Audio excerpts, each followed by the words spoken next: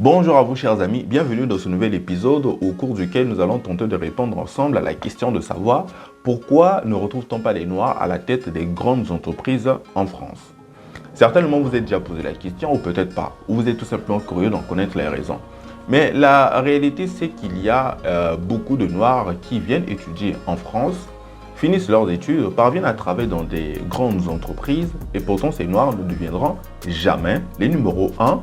Qu'est-ce qui explique cela? C'est le but de cette vidéo au cours duquel je vais tenter d'évoquer 6 à 7 raisons qui donnent donc lieu à une telle situation.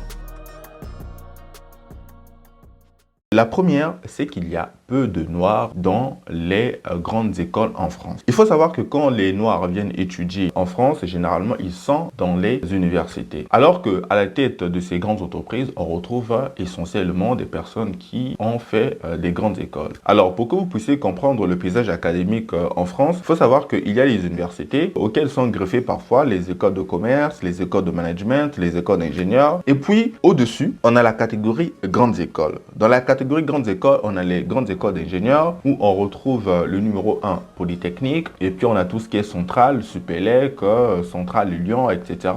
On a tout ce qui est Paris-Tech, Mines Paris-Tech, Pont Paris-Tech. On a aussi l'IFP.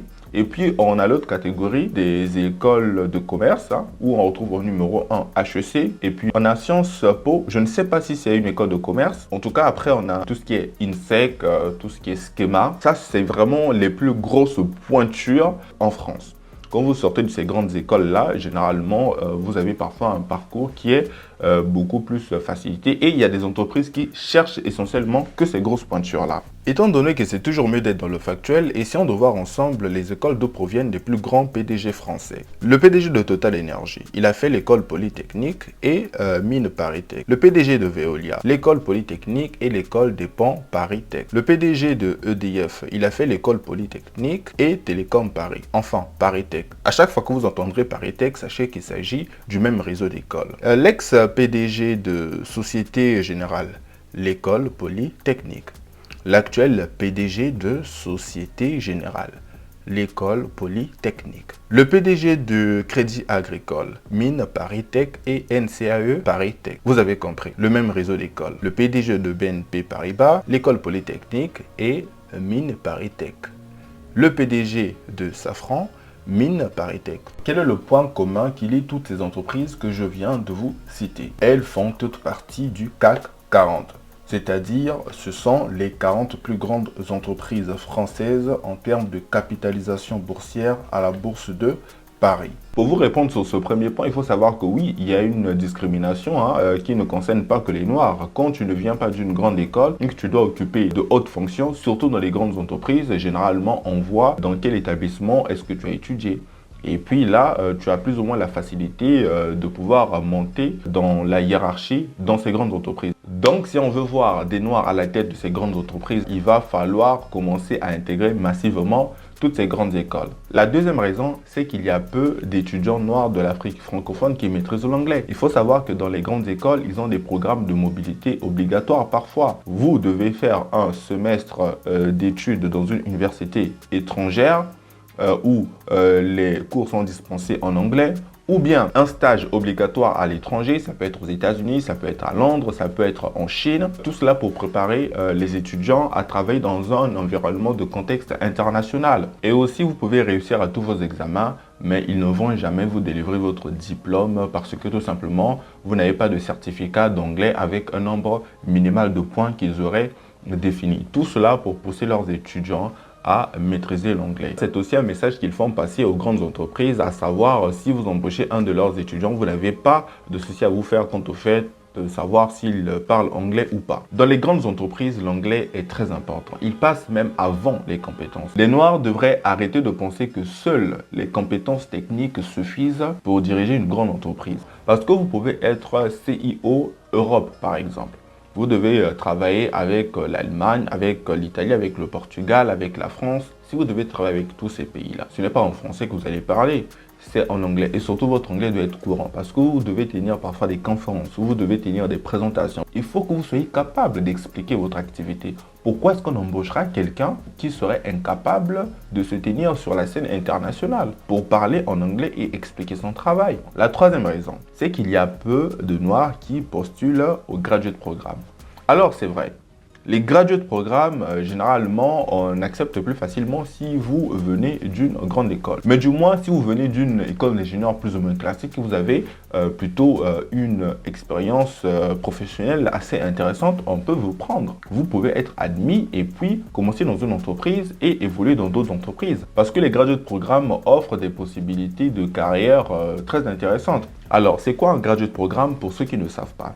Un graduate programme, c'est tout simplement un CDI. À la différence d'un CDI classique, le graduate programme, quand vous commencez votre CDI, au cours des 12 ou 24 premiers mois, vous êtes en formation. Vous vous formez au sein de l'entreprise, vous travaillez, vous avez différentes missions au sein de l'entreprise. Généralement, c'est des missions de mobilité où vous êtes sur différents sites ou si c'est une entreprise internationale, parfois vous êtes appelé à aller à l'international durant 4 ou 6 mois à travailler et puis revenir. L'idée, c'est que vous maîtrisiez la stratégie de l'entreprise, le fonctionnement de l'entreprise pour qu'à la fin, vous ayez un poste de responsable, un poste de dirigeant et que vous soyez un acteur au centre de la transformation de l'entreprise. Donc, le graduate programme, généralement, est fait pour que vous évoluez très rapidement et que vous occupiez très rapidement des postes de haute responsabilité. À la différence d'une personne qui entrerait dans cette entreprise par une voie classique, par un CDI classique, la personne serait peut-être un simple ingénieur. Mais quand vous faites un graduate programme, à la fin de votre graduate programme, alors il y a plein d'avantages, parfois selon les entreprises. Par exemple, votre logement peut être pris en charge. Le poste que vous allez occuper dans 5 ans, ce sera peut-être le poste qu'un collègue par CDI classique occuperait peut-être 10 ans, voire 15 ans ou 20 ans plus tard. Donc, c'est une voie qui permet vraiment d'évoluer très rapidement, d'avoir une ascension professionnelle très rapide. C'est vrai, comme je l'ai dit au début, les graduate programmes, généralement, surtout quand c'est des grandes entreprises, ils prennent que les grosses pointures. Mais il y a des entreprises qui ne sont pas dans le CAC 40. Il y a des entreprises qui acceptent des personnes qui ont plutôt un profil intéressant. Ils font des concessions. Alors, pas dans les grandes entreprises parce que pour ceux qui ne savent pas, ils ont tout simplement une liste. Quand ils font le tri des CV, surtout dans les grandes entreprises, ils font une liste malgré toutes vos qualités, vos compétences, votre expérience. Si vous n'êtes pas issu d'une liste de grandes écoles qu'ils ont eux-mêmes définies, on ne vous prend pas. Malheureusement. Petite précision, le graduate programme concerne essentiellement les nouveaux diplômés. Si vous avez plus de 2 ans d'expérience, on ne vous prend pas. Par contre, si vous commencez en CDI, vous avez moins d'une année d'expérience, vous pouvez toujours postuler à un graduate programme au sein d'une grande entreprise. Comme je l'ai dit, on privilégie généralement les grandes écoles. La quatrième raison, c'est la priorité du national. C'est qu'on va privilégier l'embauche d'une personne qui est de nationalité française. Noir, français, oui, ça passe aussi. Et je ne vous cache pas que la réalité, c'est surtout aussi qu'on va privilégier un blanc, tout simplement. Mais bon, on ne peut pas le démontrer, mais la plupart des cadres noirs en France, surtout qui n'ont pas la nationalité, savent de quoi est-ce que je parle. Ce que peu de gens savent, c'est qu'en France, les entreprises ont des quotas d'embauche des étrangers. C'est-à-dire quand ce quota est atteint, les entreprises ne peuvent plus embaucher des étrangers. Même s'ils veulent embaucher, ils ne peuvent plus embaucher des étrangers. Autrement, c'est des problèmes administratifs ou des sanctions qu'ils peuvent rencontrer. On ne peut pas aller beaucoup plus loin, tout simplement. Ou encore, les entreprises sont parfois obligées de justifier que cela fait plus de 6 mois qu'ils recherchent un Français à ce poste-là et qu'ils ne trouvent pas. Raison pour laquelle ils veulent embaucher cet étranger. Et au-delà de tout ça, on a certains RH, je me demande bien si c'est de l'ignorance, qui répondent à certains étrangers. On ne peut pas vous embaucher parce que votre titre de séjour est d'une année ou bien votre titre de séjour est de 5 ans. Alors que nous voulons embaucher une personne en CDI. Elles ne comprennent pas qu'un titre de séjour se renouvelle ou bien si la personne est un étudiant ou une étudiante, il y a le changement de statut et que cela va se renouveler automatiquement, c'est une formalité. Il y a plein de RH qui ne comprennent pas ça et il y a beaucoup d'étrangers qui se voient tout simplement refuser des opportunités de travail. La cinquième raison que j'aimerais évoquer ici, il s'agit d'avoir des compétences rares et une excellente intégration culturelle. Parce que je ne vais pas vous le cacher, j'ai déjà vu une personne dans un grand groupe ici en France occuper de hautes fonctions alors que la personne n'avait pas le bac. Après près de 30 ans de carrière, la personne plutôt sympathique parce qu'il s'agit bien de manager les hommes, très bosseur, dans un secteur très technique, en plus de l'expérience, ça a surtout été la recommandation des gens. Les gens l'ont recommandé. Et c'est un poste qu'une personne avec un diplôme d'ingénieur ou un master occuperait dans la même entreprise après 15 ans ou 20 ans d'expérience. Parce qu'il était à la tête d'une équipe de chefs de projet avec 10 ans d'expérience, 15 ans d'expérience, 7 ans d'expérience et pourtant c'était des personnes qui avaient plutôt des bacs plus 5. Donc pour vous dire à quel point le fait d'être très compétent et d'avoir une excellente intégration culturelle peut également aider. Après, quand il y a un certain nombre de choses qui changent, des process qui changent, donc ils ne maîtrisent pas, ce sont les chefs de projet, son équipe qui prend la relève. Parce que dans tous les cas, il est appelé à assurer les fonctions de manager et non vraiment des fonctions d'opérationnel. Et ce que je vois aussi, c'est que les personnes qui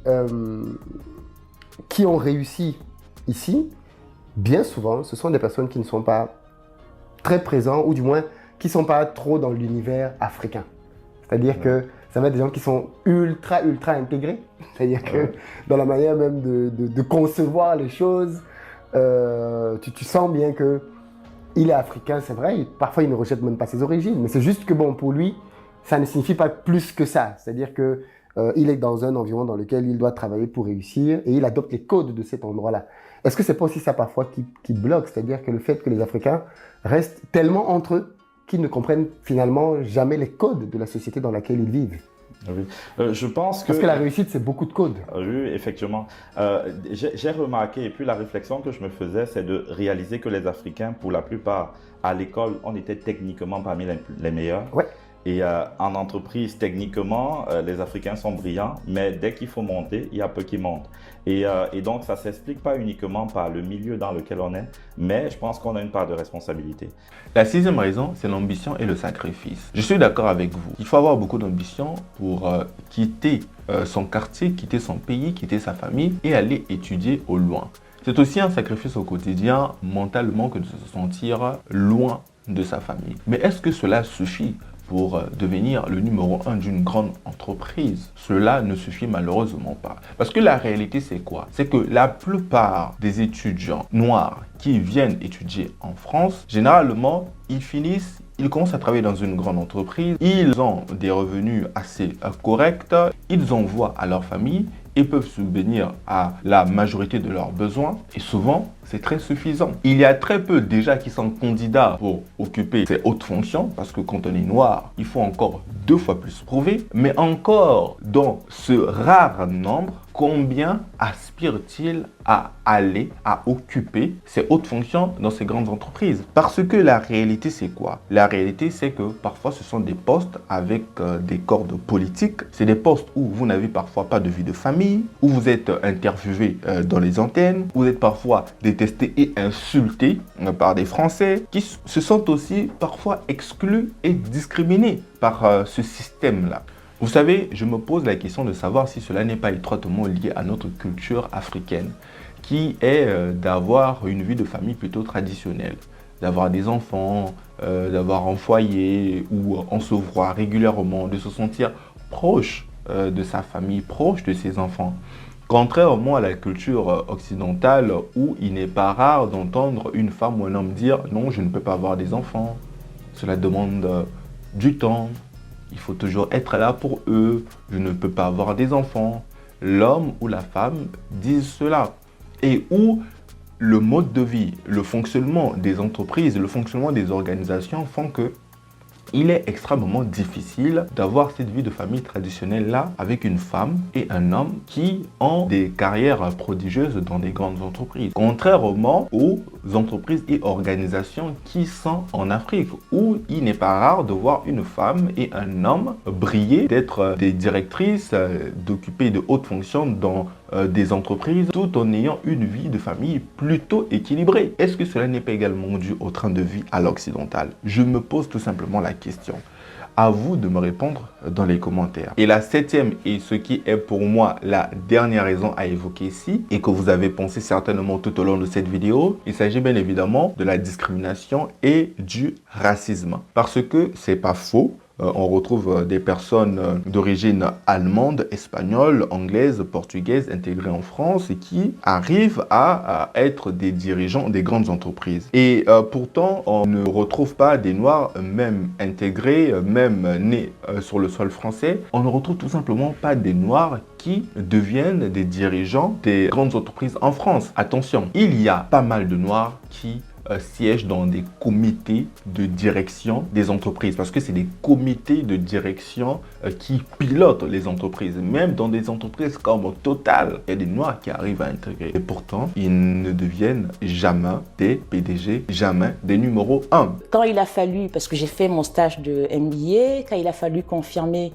moi j'ai voulu revenir en France et il y avait beaucoup moins de postes de banque d'affaires en France, il y avait beaucoup plus de racisme en France, puisqu'en Angleterre, finalement, ils ont l'habitude de voir des Noirs, des Indiens, des Asiatiques, des Chinois et autres en banque d'affaires. En France, c'est très prout comme milieu. C'était plutôt des noms en particules. Enfin voilà, c'était. Donc d'ailleurs, je me souviens toujours de cette interview. C'était une banque d'affaires, une sorte de boutique. Et comme mon nom, c'est Nelly Chatuil, ça s'écrit sans accent. Ils savent pas. Nelly Chatu. Voilà, Chatuil. Ils savent pas que je suis noire ou africaine. Et je me souviens, le gars arrive à la salle d'attente et il me voit et je sens qu'il a un choc. Mais il fait comme s'il il essaie de se ressaisir. Il est quand même obligé de me recevoir en entretien. Et je le vois qui est très mal à l'aise. Et à un moment donné, il me dit « Ah, mais vraiment, c'est formidable, quelqu'un comme vous, le peur que vous avez. » Je dis « Quelqu'un comme moi. » Je lui dis qui a fait HEC Paris et qui a fait Banque d'affaires à Londres. Je sais pas, tous mes copains d'HEC Paris, c'est la même chose. Enfin, il y a rien de... Après, il me dit « Ah, mais vous savez, le pasteur, le prêtre qui a baptisé mon fils est du Congo. » Oh.